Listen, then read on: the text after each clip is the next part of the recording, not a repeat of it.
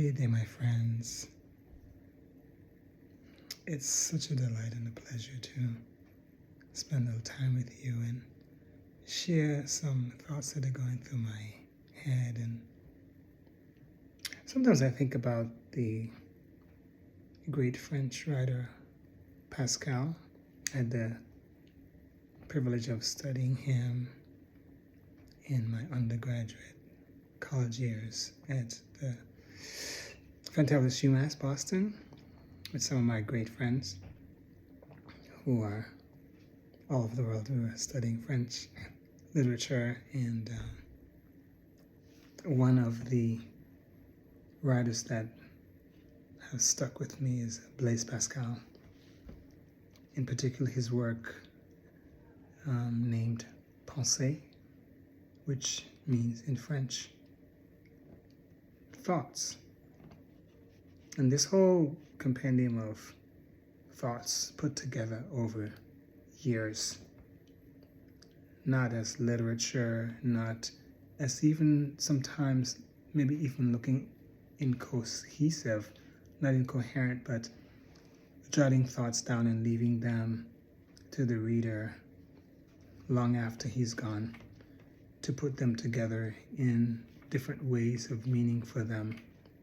And I think it testifies greatly to just how life is, because there are so many different paths. If you were thinking about going from point A to point B, in your city, how many ways are there to get to that one location?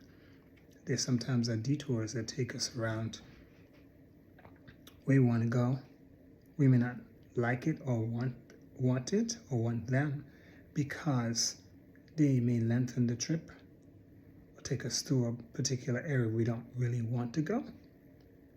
And how indicative that is of life itself, where sometimes we're forced into experiences and places, interactions with people that we may not necessarily find pleasant or even want.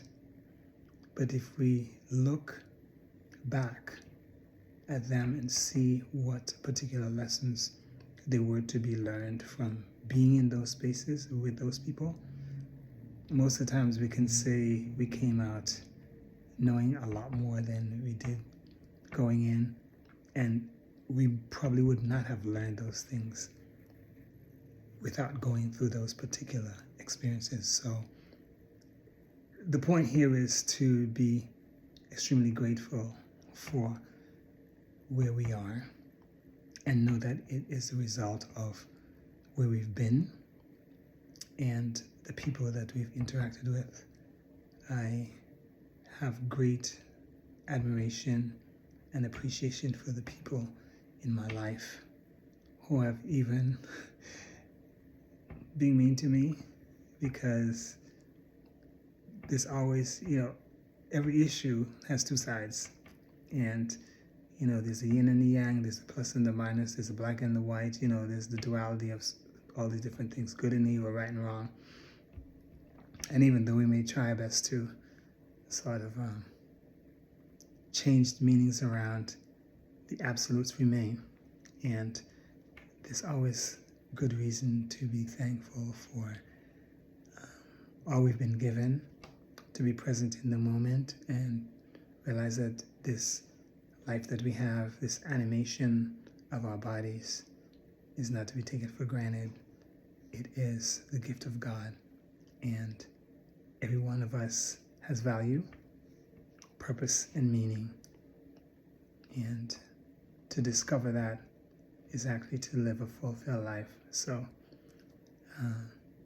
I wish you all a good day. I hope that you will find reason in this day and every coming day to seek out the little tiny nuggets, maybe sometimes the imperceptibles, the things that we need to hone in on. It's sort of tantamount to walking down the street and missing a beautiful flower pushing up from the ground amidst the brush.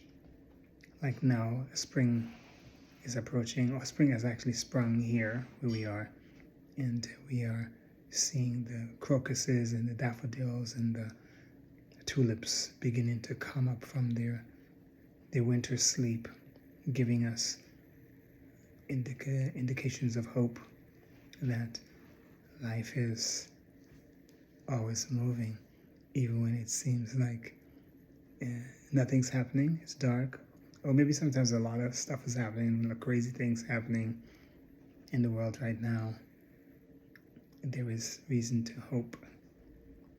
Darkness always eventually leads to light if you can hold on long enough.